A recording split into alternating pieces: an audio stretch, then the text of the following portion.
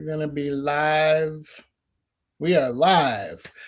Hi, everybody. My name is Ayize Jama-Everett. I am the co-producer, director of A Table of Our Own, the documentary about Black people and plant medicine. And I am here with Justin Hilton, who is the executive director, founder, amazing visionary person behind SafePlace International, which he'll tell you more about later, and the awesome, amazing crew that is part of A Table of Our Own.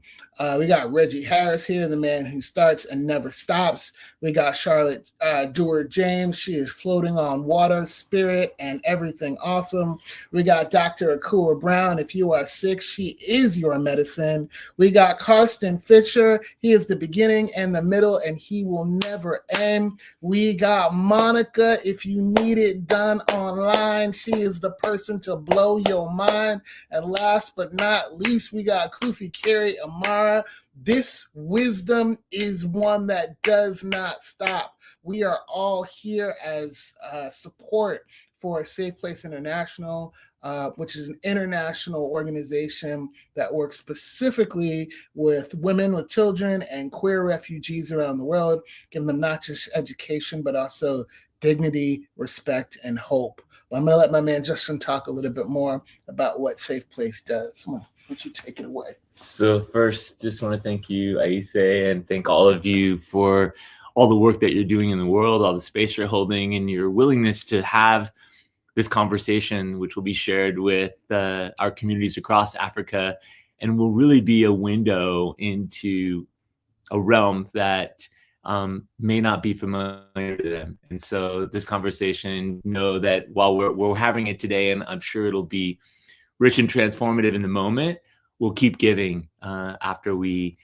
end this hour. So thank you for the gifts of your wisdom and the gifts of your presence. And I say thank you for you and your family's incredible support of SafePlace and your personal support of our community, from hawking hundreds of computers to our community so they could get online in the early days, to going on and holding hands with them and loving them up in such a powerful way.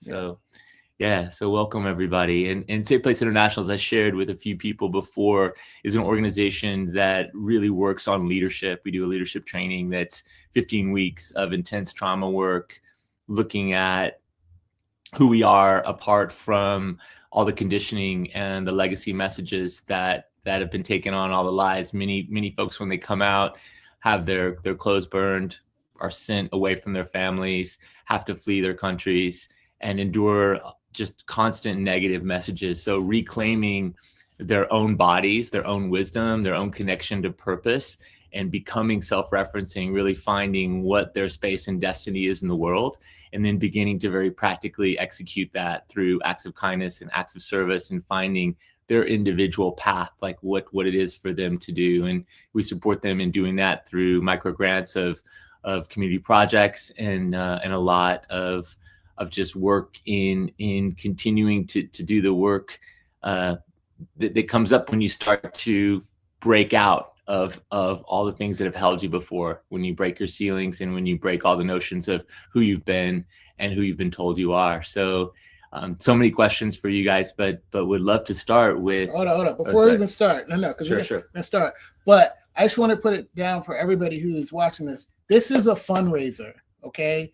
I know everybody here is like, I know everybody on the camera knows what we're talking about, but a lot of times we do the work and we forget that we require money to get this work done. And unfortunately, we're living in an oligarchy state, and places where that used to rely on, nonprofit status and, things like that. Those old reliances are going away. And so we have to go back to the way that I was raised, which is each one teach one, right? That if you see your partner, your friend, your homie in need, you don't wait for somebody else to help them, you help them. So if you believe that Black queer folks from Africa need some support, hey, SafePlace International, just donate. If you got $5, if you got $10, if you got $20, if you got no money, you can share a link. You know what I'm saying? You can talk to somebody else about this video. Spread the word, and if you can donate, you would be surprised what $20 could do. You would be astounded at what $50 could do. When you see what $100 does, it makes you cry. So my gift, I'm giving any profits from the doc. I know we said for a week. I'm just going to make it the whole month. Like whatever we bring in from the documentary this month, it's going to SafePlace International. I'm going to throw some of my own cash on top of that. Okay. Anything folks can do to help would be useful. This is just one way that I could think of to try and be useful. Okay. So now we got that part out of the way. I had to do it. I'm sorry. It is about money on some level. I'm sorry. But now we get to talk about the fun part, I think, for both of us, which is plant medicine, refugee status, Africa, colonialism, the whole nine. And I'm going to shut up because this crew here, I know they're going to have some things to say to your question. So I can't wait for all the things they have to say and the impact that that'll have on all the community members that are going to get to see this video. And thank you. Ayize always remembers the important stuff, as we know. And with the PEPFAR and the USAID freezes, what that meant for our members that are living in refugee camps is they went from 2 meals a day to 1 meal a day, and food insecurity in a camp with 250,000 people means that our population gets attacked more regularly and that violence is sanctioned.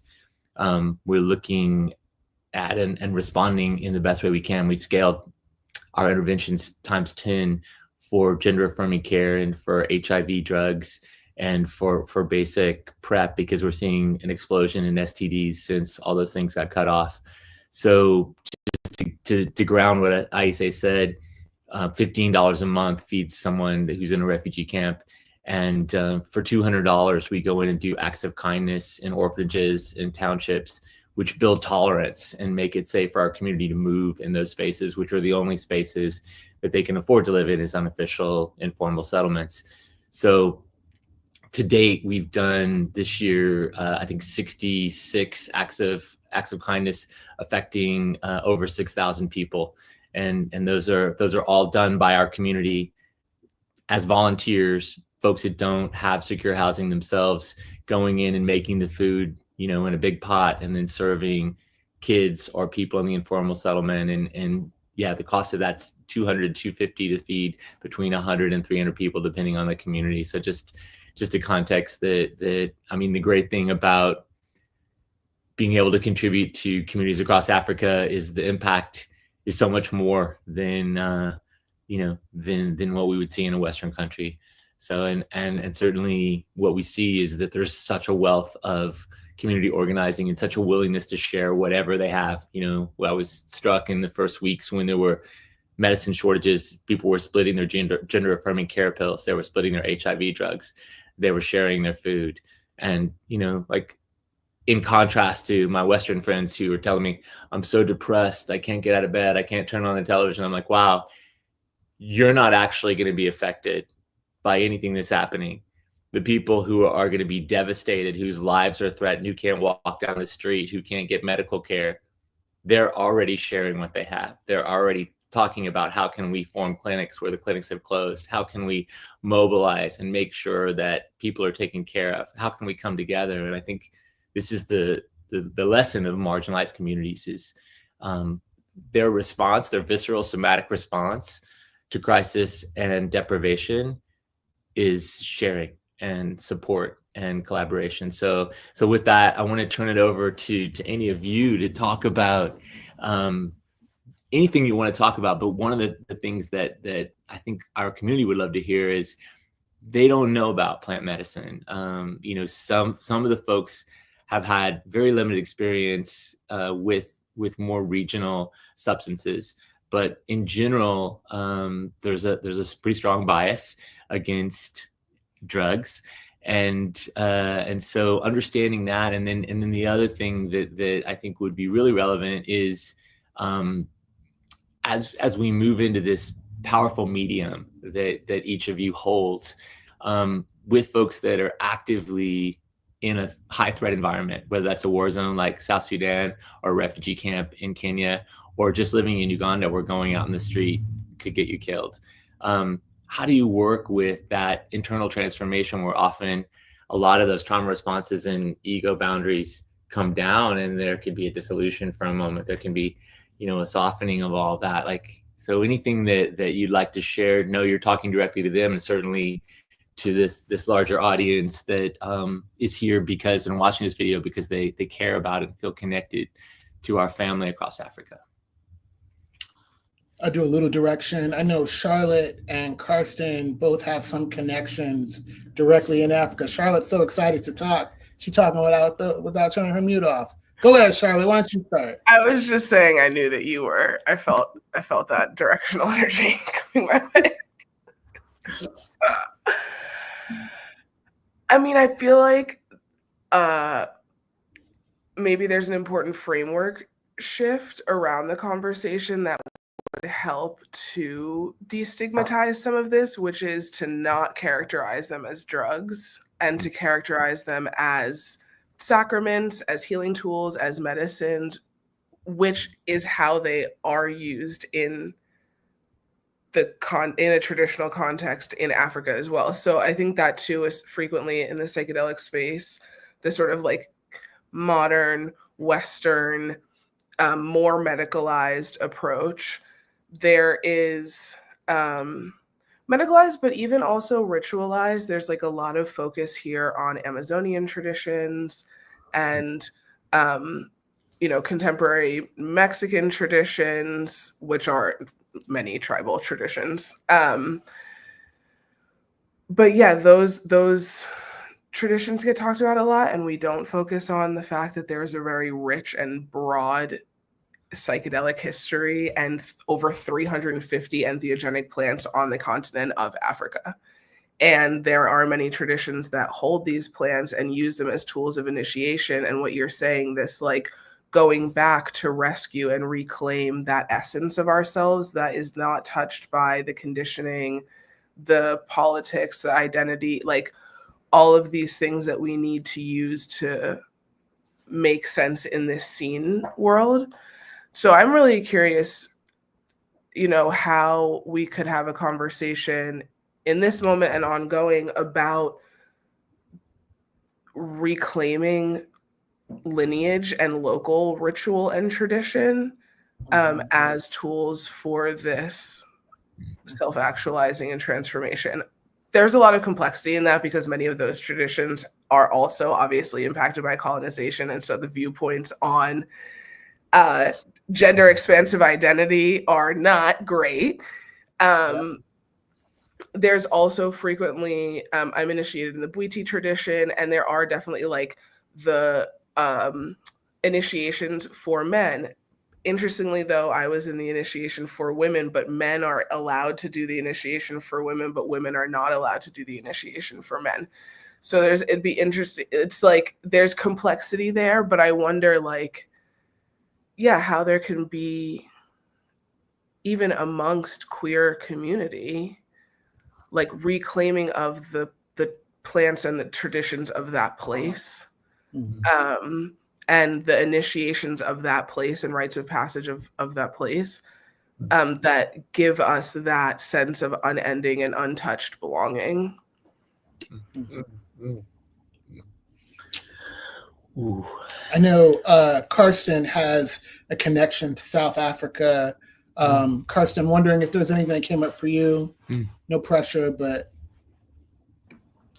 yeah, no, I appreciate Charlotte. I appreciate you expanding it like beyond the more like drug aspect or medicalized aspect of plant medicine, right? And just like leading into ritual, leading into community, leading into like the larger fabric of the work outside of like the very small context of it, right? The very small sphere inside like the greater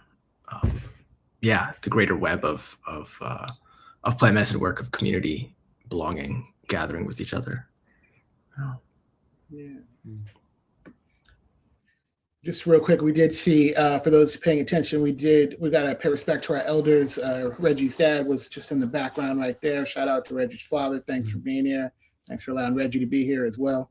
Just had to put that out there. And, one of the things that came up for me as you talked about the legacy of plant medicine in tribal communities around the world is a lot of the work that we do that departs from Western psychological models is recognizing the legacy burdens that people carry as they start to do trauma work, and really distinguishing between, this is not your individual psychological framework. It lives there, but these burdens are from, generations of oppression, whether that's gender-based or are based on class or based on your gender identity or how you show up. And love if anyone wanted to speak to how working with plant medicines can start to distinguish, like, this isn't mine. Because what we've experienced in the leadership program is that there can be a kind of rapid throwing off when you realize, like, this doesn't actually belong to me. I'm carrying this burden, and I'm trying to get approval from this oppressive force, but none of this belongs to me. It's not even in my individual psyche. This is something that was put on me. And that insight, under certain conditions, which I think could really be facilitated by plant medicine, could be a catalyst, a pretty rapid catalyst to a whole new perspective and possibilities. So if anyone wanted to speak to that, I think that would be a really valuable wisdom for our community. Oh, is Reggie talking? No. Okay. Reggie, are you talking? Yeah. If you talk, you got to unmute yourself if you're talking, Reggie. No, I was just talking to my dad. Gotcha. Cool. He was honoring the ancestors. Living. Yeah, my dad is not an ancestor. He's a living ancestor. We have living ancestors. That's what the children are. I said living. Didn't say he was gone yet. Didn't say he transitioned. Transitioned in and out of the photo, but yeah. Kubi K, do you want to take a stab at this? Dealing with intergenerational trauma, right? And also intergenerational resource. How does plant medicine play into that? So I think something that's important to highlight is, in building on the contextualization that Charlotte was speaking to, is that what we're seeing right now, which is often framed as a psychedelic renaissance, Western civilization words that are describing the cultural appropriation of Indigenous and First Nation knowledge, made up words to describe something that's already existed, and that kind of reclaiming is to move beyond the words and the names in such a way that we are able to relate to what is really journey work. And journey is a word that's often used in being in a space of engagement with sacrament, with plant medicine, whatever the word choice may be, right? Because that could be its own conversation as well. But the journey work of recognizing that not one singular instance, not one singular moment of engagement, not one singular thread of deepened awareness and insight that is not integrated, that is not a journey that is supported, not just the moment that you're in engagement, but in learning to integrate that moment afterwards. And so, again, integration, another word, it means a lot of various things to different people as far as its construct, though really what it is about is like to look at it as a meaning making, right? Which is something that we're constantly doing in our lives, even when we're not in a space of engagement. And so to what Carson and Charlotte were speaking to, understanding that there's a way to define that meaning beyond the given language that we are all operating on, right? Because this whole conversation's happening in English, right? So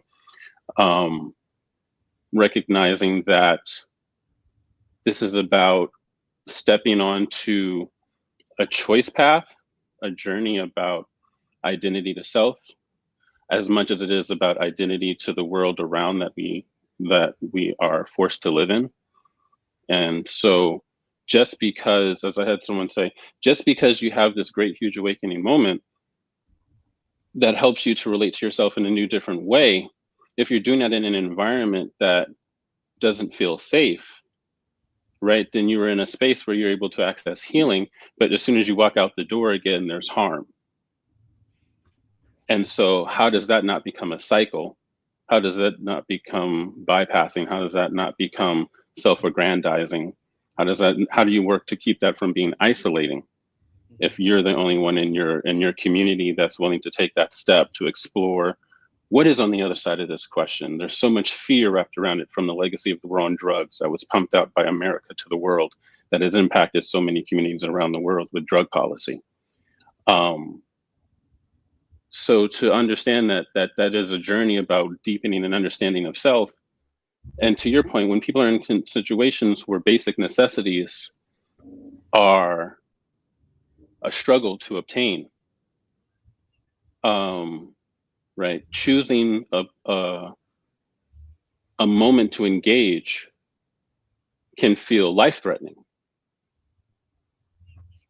because to what you're speaking to and how you were framing it before, those survival skills are there for a reason, right? Like the ways that people react, and there's kind of a Pan-Africanism about this, because we talk about this in the continental US with the prison to pipeline, institutionalization in the schools, institutionalization in prisons, right? Environments that have food scarcity as well, environments that are lacking for resources and people are in survival mode. You know, and a moment of engagement may not actually save their life, it may put it in greater danger. So understanding that if we're not coming from working in hand with communities, and we're coming from the outside thinking we know what they need to heal, but we are not a part of that community and understand what their struggles are and what they really need to be able to survive, right? If we can't meet them there first, then coming in with plant medicine and they still don't have their basic needs met, are we actually doing more harm than good in the moment? So really, to kind of what was spoken to when we're what Charlotte was talking about, reclaiming, right? It's a journey. It's not some Disney movie of, you know, it's not even Wakanda, right? It's not like, oh, I survived and the great medicine was saved and I took it and I went and I challenged the great villain and I won, and right, like, and in 2 hours and 15 minutes with credits and the soundtrack, like, I turned my whole life around and now everything's better. And I'd love to follow that thread, you know, with any wisdom you have or others' contribution, because what we hear from our community members is that when there's no hope and everything around is bleak and getting worse, taking action and contributing is their pathway to meaning. It's their pathway to feeling alive. And taking action is something that marginalized communities are really good at, even under siege.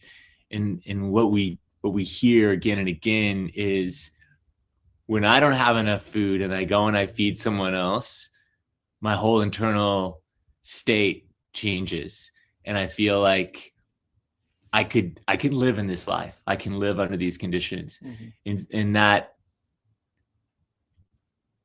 I'd love to just hear your thoughts on that piece, because often, you know, in Western psychedelic experience, there's a lot of contemplation and integration and stillness and integration, like all those things are happening.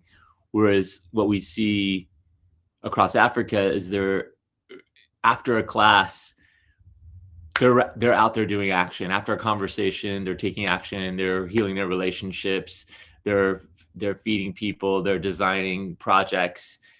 The movement from insight, realization to implementation is much faster in the West. I just love any thoughts you have around that. Yeah, I'll start it out to give Carrie a chance to think, because I see that mind working.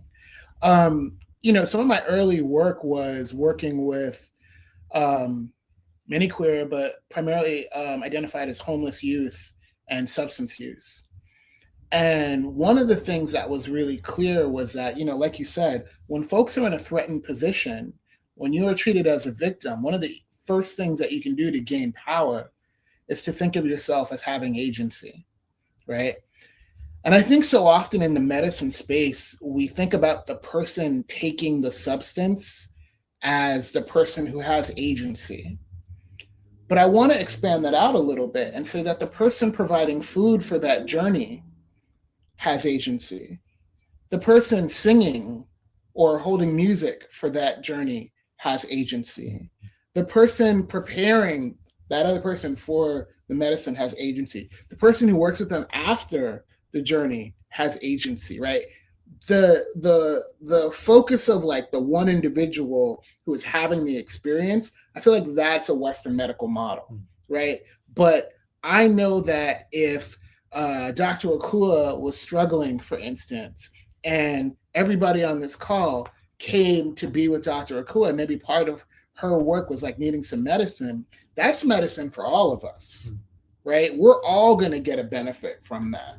So, kind of like what folks were saying earlier, sort of repositioning this idea of like, this is a clinical way in which we take drugs to make people feel better and heal problems, blah, blah, blah, blah, blah, to switch that and be like, in joining in community, one of the options we may have is that one or more people may need to work with some medicine, but we are all part of that medicine. One of the things I think I've heard everybody in this thing say is that we are the medicine, right?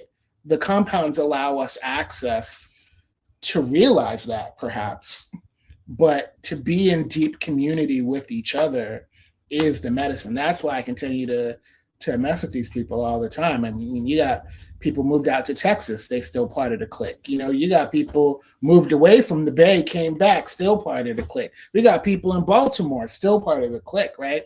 Once we're connected, why would we let go? And I think that's a message that I've gotten from the medicine, I'll say. I don't know if anybody else wanted to jump in on that one.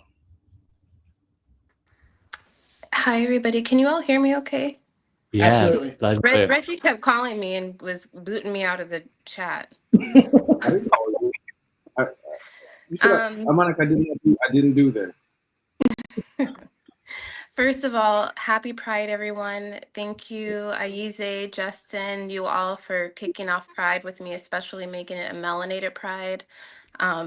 Just want to say first and foremost, the Pride started as a rebellion and a movement that was centered in Black and Brown folks mobilizing each other. So this conversation is just so fruitful. Something that comes to my mind, and I didn't capture everything that was said because of the interruptions, but something I've been thinking about is when we talk about plant medicine, medicinas, sacraments, whatever you want to call it or identify it as, nature is queer. That's something that has come up a lot in conversation, the concept of nature being queer, and the medicine really allowing you first to connect with yourself and your authentic truth and your authentic self. And so when, I've met many queer folks who said like their first, freeing of themselves and their identity and their expression and who they choose to love was really opened up by working with the medicine and allowing them to accept themselves because society hasn't allowed them to do that. And so when you're able to work with the medicine, especially from a queer perspective, it allows us not to just connect with ourselves, but as Ayize mentioned, being able to connect with one another in community. And the journey work is a very personal and intimate relationship, but it also allows us to interconnect with each other and the world around us. And so for me, the medicine has allowed me to have more capacity to understand the world around me because I've understand the world within me. Wow. Amazing. I think something that comes through for me as well as you say that, Monica, is like, I think the community for me, all the people in this screen have created a space where I can understand myself more so better, right?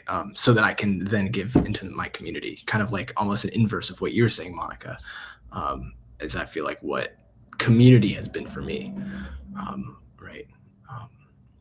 Yeah, and I think just like the beautiful gift that it is to be Black and also queer is like creation and like doing and being is just like an innate, like that creative juice, and so I think going back to kind of what you were saying, I say the community has given space to like sit and be quiet, where everyday life is like always constantly pushing to like do something or move this place or do this thing or survive in this way.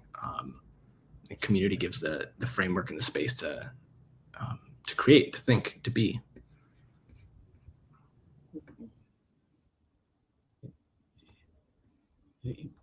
One of the things that arise. So go ahead, Reggie. Oh, sorry, jumped in there real quick. No, I was just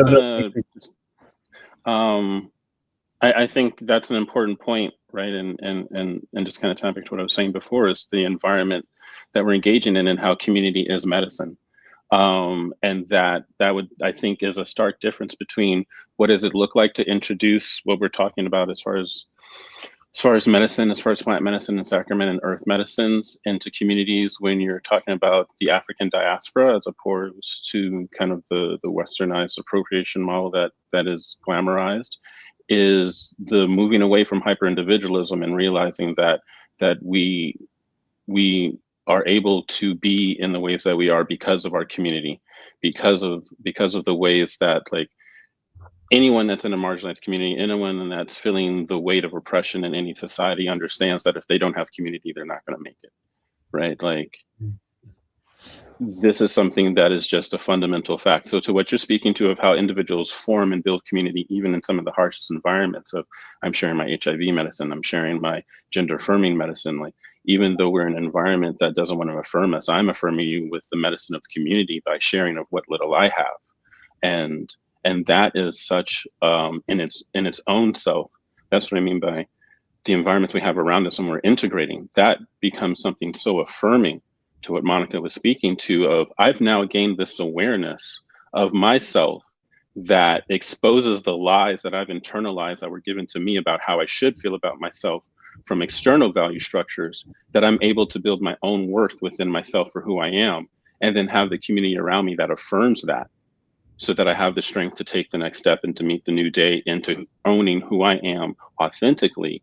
And even if I have to do a little bit of throwing the dance shoes on here and there, because, you know, we live in societies where we got to make the money, right? And we gotta pay the bills, and we got to buy the medicine, and we gotta put clothes on our back and food in bellies. And some of us are caregivers, so we have to stretch our ability to survive to help give shelter and cover to others, right? Even if it's chosen family. And so that in and of itself becomes beautiful medicine.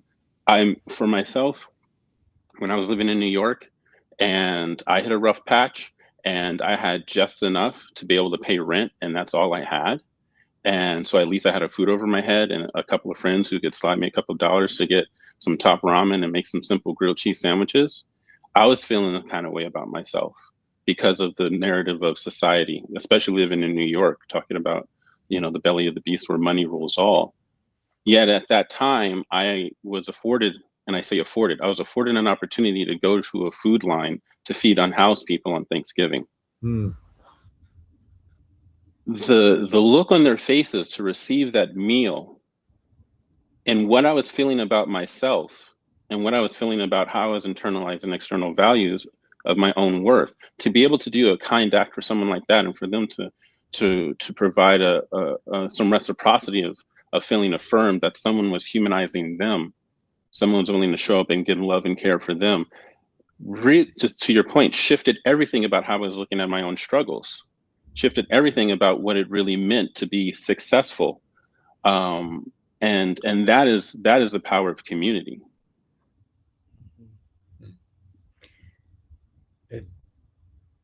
Following the thread of what the four of you shared, and I love how you described that awakening moment of being the provider of the food, and you know, for many of our community members, there's a feeling that they don't exist, that they exist only relative to the conditions that they're trying to survive, and they're defined by the church's views on them, the family's views on them, the culture's views on them.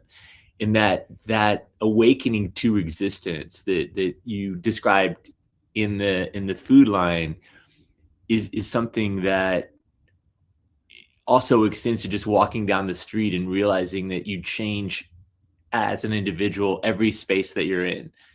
You know, as you move through space, you exist as an individual, and I'd love to hear, you know, your thoughts on that, because often in the West, we talk about plant medicine to acknowledge that we don't exist. Whereas in a lot of our environments where folks have been so systematically oppressed, really realizing that I somatically exist. As I move through space, I impact my environment. I exist as a sovereign being, independent of any input. And I love, like, if anyone wants to speak to that kind of awakening of, I'm here in this body, I'm constantly creating legacy, creating ripples out, as you described, this collective that's happening. Anything you want to say about that? Or, I mean, I'm going to ask Reggie to speak to that, just because if there is anybody I know that like claims themselves despite whatever is going on around them, and like makes like their presence known, and then makes space for other people, that's Reggie. So Reggie, how do you do that? All right. Excuse me. All right. Can you frame the question in like a small block? Because I heard what Justin said. And I kind of think I understand what you're saying, but could you just sum it up for me, and then I'll go? How do you claim yourself fully on a regular basis, despite all the people outside of you telling you ain't shit? I mean, how do I claim my, what else am I gonna do? That you all know me. I think that, how do I claim? I don't think that I have any choice. I think that if I was moving around in the community and nobody knew me, and I didn't have any anchors, and I didn't have anybody to check my behavior, then it would be easy for me to decide, okay, the winds are blowing this way, it's time to switch up. But I mean, other than moving around as a person with some level of integrity, if I want to continue popping up in this community that we have developed, what choice do I have?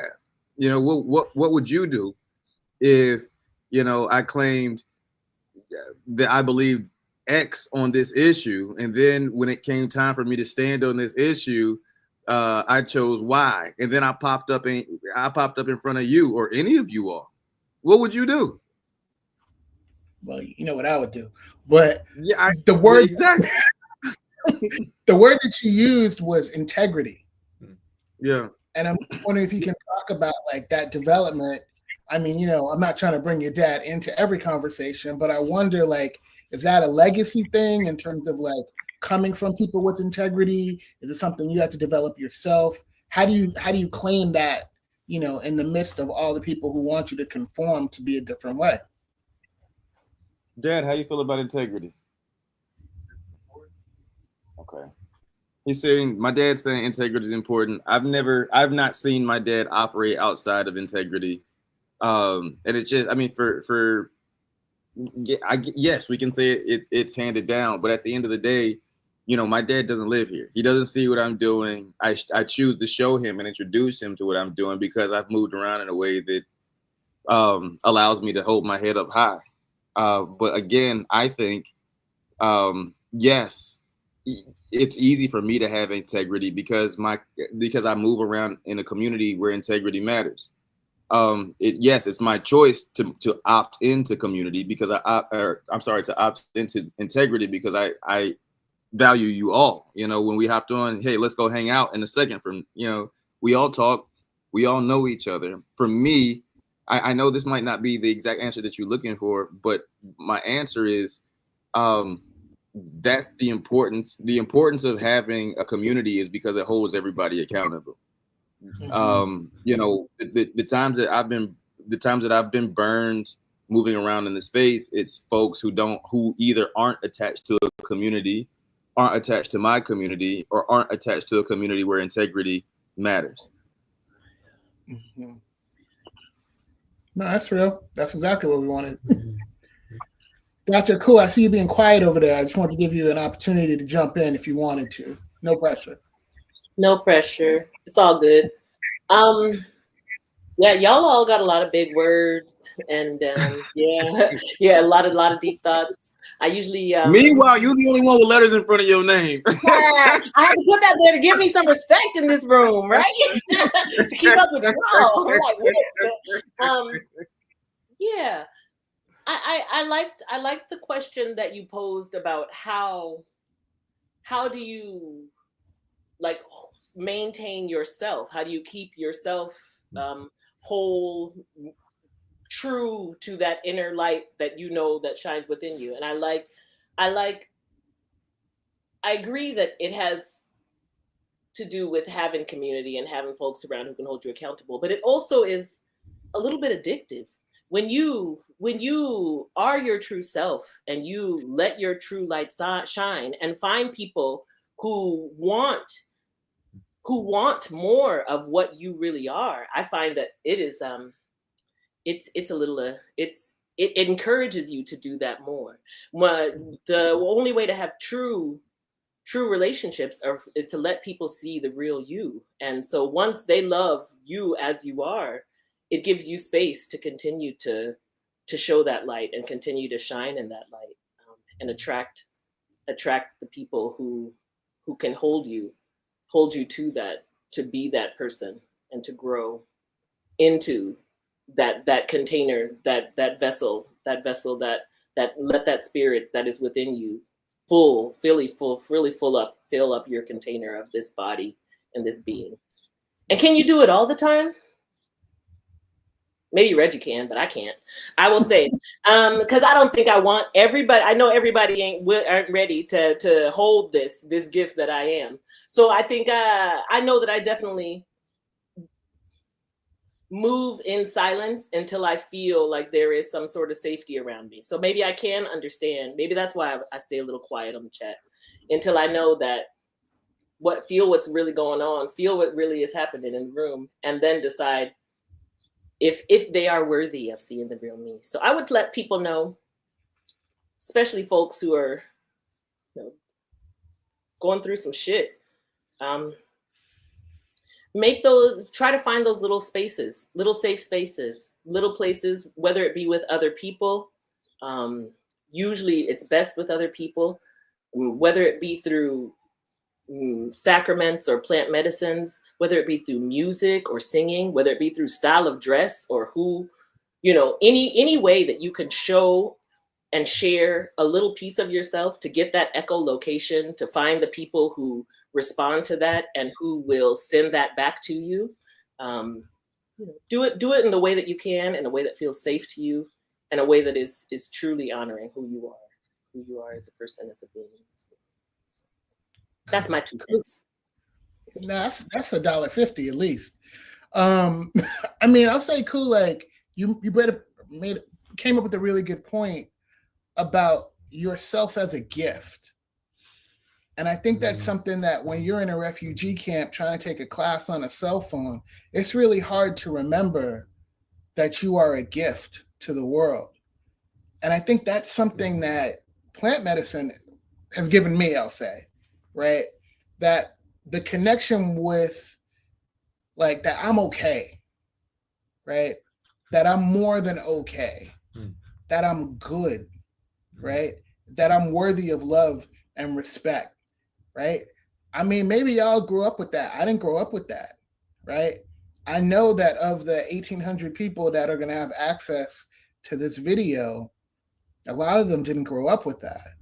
I'm not trying to advocate for plant medicine or whatever, but like that is something that I think it can offer is a connection with spirit, with ancestors, with elders, with beings. Like I told one person the other day, like, well, what about your queer ancestors?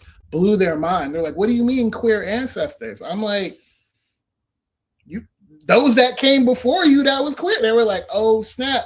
Because they had this notion of all the ancestors being these old dudes, sitting around a fire, like making them feel bad about themselves, right? And I'm like, no, like you had people before. So like any connection that we can make, like folks are saying, through music, through medicine, through clothing, through whatever, to remind us that like we are not the first ones to be here, that we come from a lineage, and that there are spirits and people and communities that are invested in us going forward and being happy, healthy, and sane. Whatever we have, whatever supports that, I'm for that. You know what I mean? I'd love to hop in here, because I feel like what we're talking about fundamentally is the wound of belonging, or the trauma of not belonging, right? You talked about people being pushed from their homes, from their families, having their clothing and their belongings burned, right? Having this attempt at an erasure, an erasing of their existence.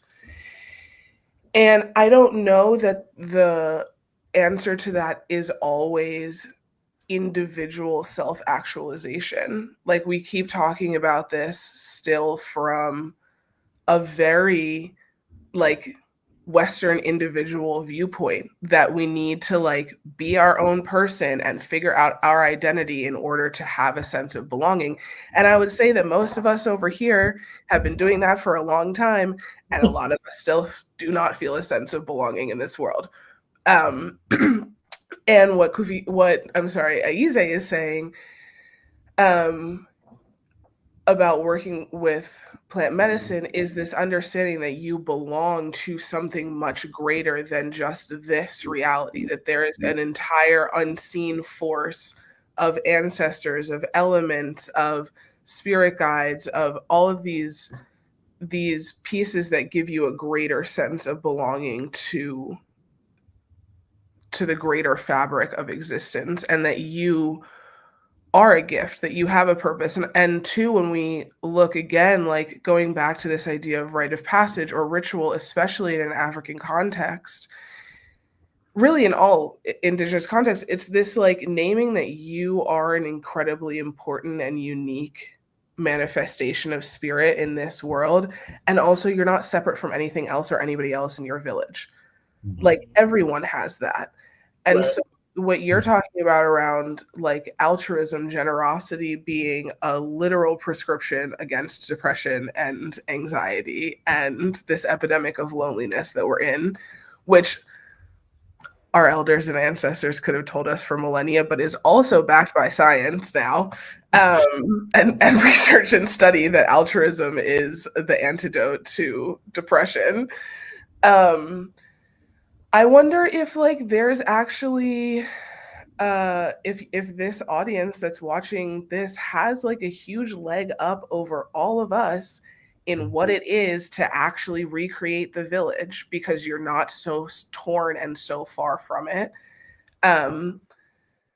And it sounds like that's happening in so many ways in the communities that you're working in, and people are finding this way to recreate family and to recreate resource sharing and mutual aid, and remembering that like constant mirroring and witnessing that happens when we're amongst us, and being seen, like Dr. Ku was saying, is this like, that is an immense gift that so many of us are attempting to find through this reclamation of plant medicine and ritual and ceremony and ancestor work. So I just want to name, like, in this conversation, that we're still, I think it's just like natural, but we still like put these frameworks on it, that maybe we don't need to imprint that on the community, the folks that are listening to this, because that is not as perturbed for them yet. And then the other piece that I wanted to name too is I feel like we frequently talk about journey work and transformation as this like big, it has to be some big journey, and we come out of it and we're like, everything's changed and now I can't fit it into my life and there's no integration, and I have like fully dissolved the ego. And what I've been finding to be really powerful in our communities especially is more consistent, much lower dose usage, like microdosing, like what's called psycholytic dosing, but definitely the microdosing. And working with other plants, like working with tobacco, working with just like local herbs. There's just like a lot of beauty in the journey work and in the initiatory like doses of medicine. And there's also a lot of power in, again, like re-indigenizing and reclaiming ancestral ways of like regularly every day having practices that remind you of that, and not these like big peak experiences. So I just wanted to offer that as well as like maybe a way to find a way to integrate this practice into communities that are facing so much active harm and active oppression and active marginalization is to bring it in. I mean, our lines, our lineages don't need more harshness usually. So there could also be a lot of power in the gentle reintroduction as a way to reclaim ancestral resilience and gifts while also addressing the ancestral trauma.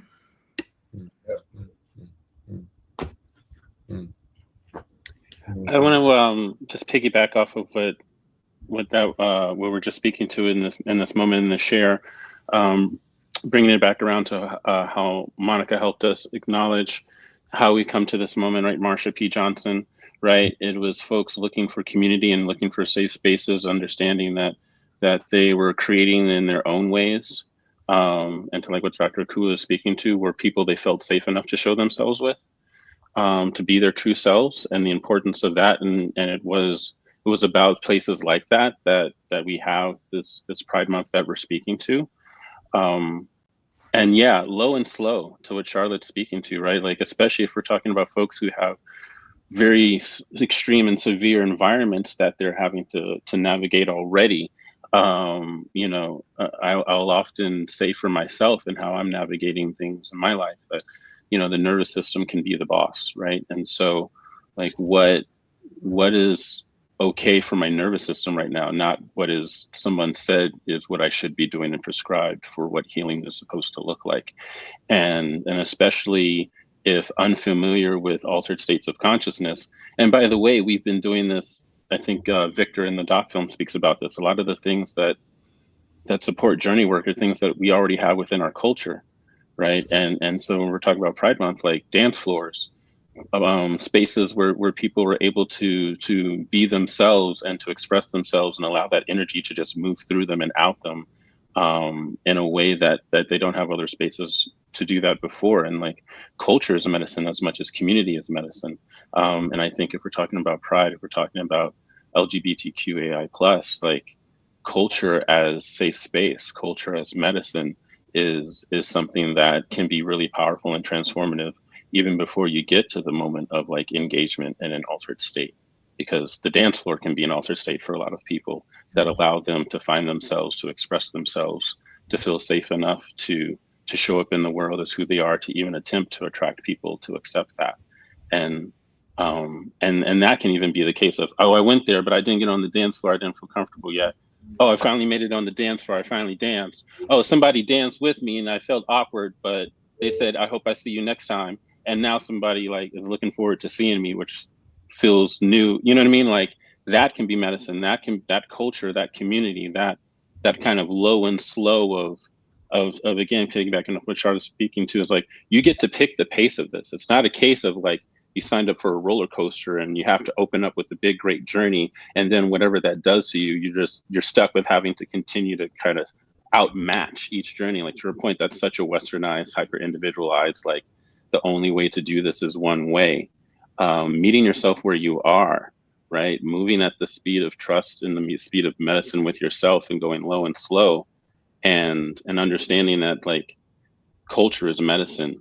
And that is how so many of us are first finding ways to explore our own identity within the collective, and again, find that chosen family, which so many of us have to do. And I would think, like, to the audience that we're speaking to, often have to do as well.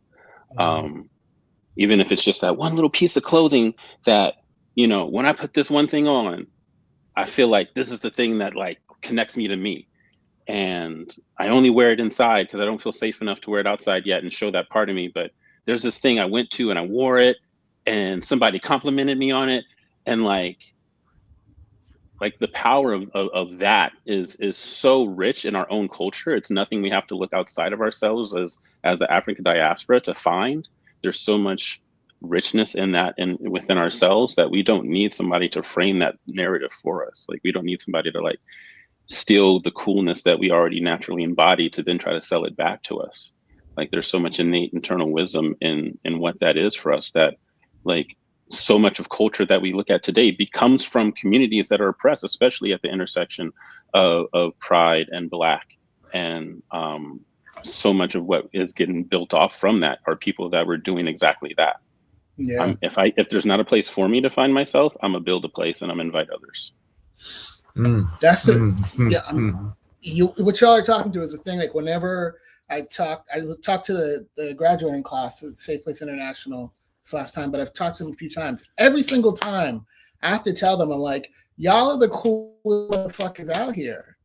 Like, don't try and be like this.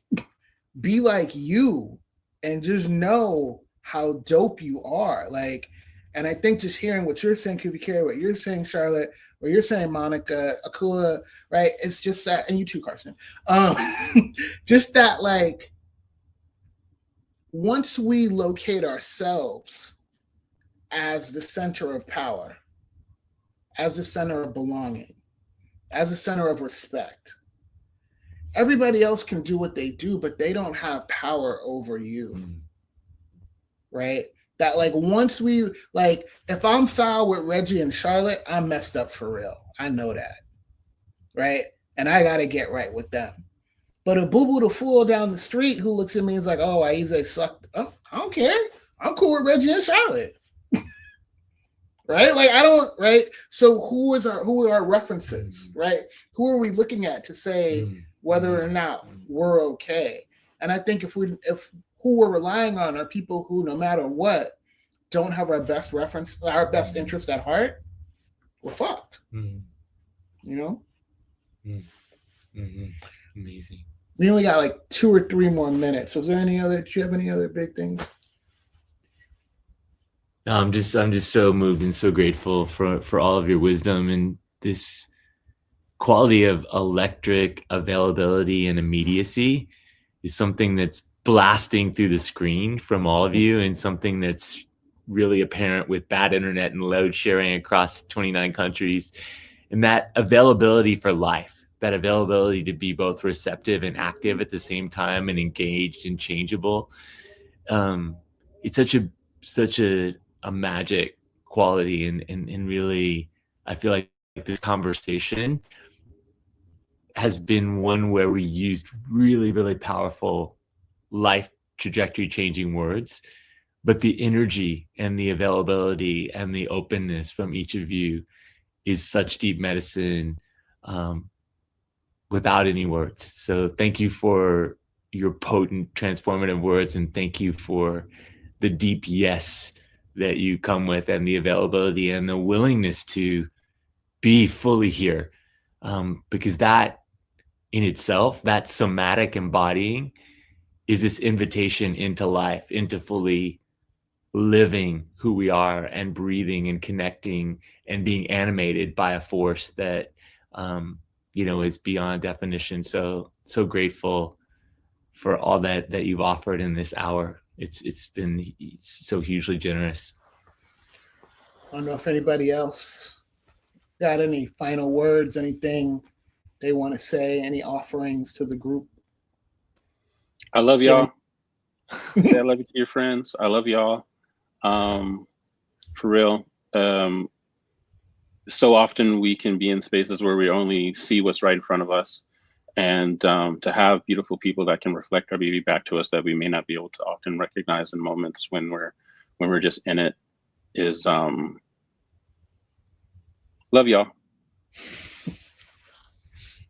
I just wanted to say thank you again. And if I had the chance to speak directly to folks who are refugees or who are in these spaces, is that don't forget that the medicines that we're talking from come from your own backyard. They come from your ancestors. So something that you said, Ayize, is, sometimes folks are like on the camera and, coming in class and it's like spotty Wi-Fi, and it's hard for them to remember like their worth and their value. But like, you are the most valuable people, and that is why so much has been taken from you.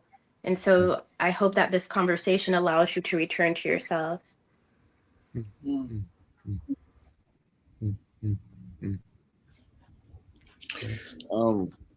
hold on. I guess my little exiting thing, since we have an international audience, I would feel remiss if I did not say that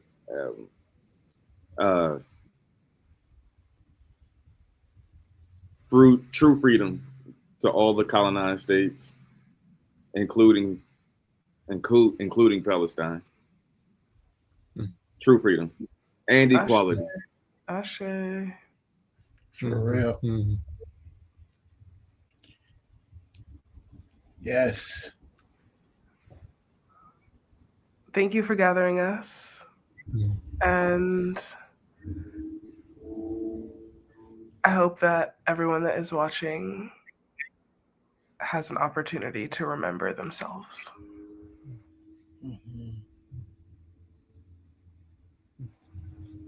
And lean into the things that make you smile. Follow the things that bring you joy. Those are the real markers of what is best for you and what will really help you to be your fullest self. Lean into that. Lean into the good, those pockets when you find them. And sending you much love.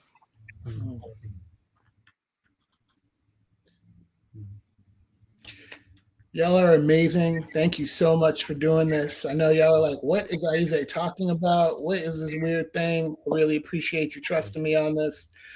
Folks from Safe Place, we love you. You are not forgotten. You are not displaced. You are not remembered. We remember you. We love Africa. We love our African people. We love our queer African brothers and sisters and transgender individuals. We see you. We know you. We want the best for you. Our hearts go for you. What coins we have, we can give to you. Whatever we can give, that is what we are giving. We want you safe. We want you healthy. We want you strong. We want you protected. We're doing what we can. Please take care of yourselves and take care of each other. You are so important to us. We love you. Those of you who can, SafePlace International, please donate. It goes directly to the people for real. Thank you, guys. everybody. Love you.